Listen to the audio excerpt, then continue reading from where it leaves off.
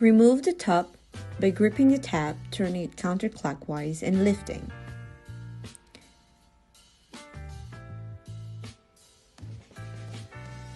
Remove the bag holder ring from the top by turning counterclockwise. Screw the bag holder ring into the pail clockwise until it locks into place. Tuck the opening of the plastic bag inside the 3 outer holes of bag holder. And push a minimum 20 to 30 liter new plastic bag through the inner ring of the bag holder.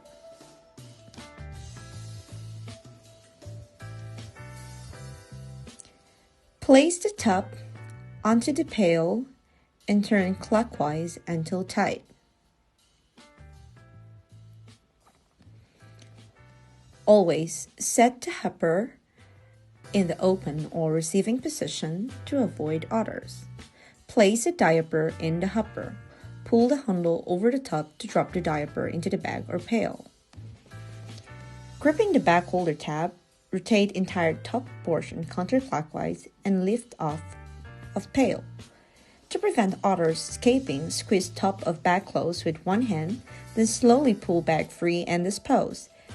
If bag edges are stuck, remove the bag holder ring by turning it counterclockwise.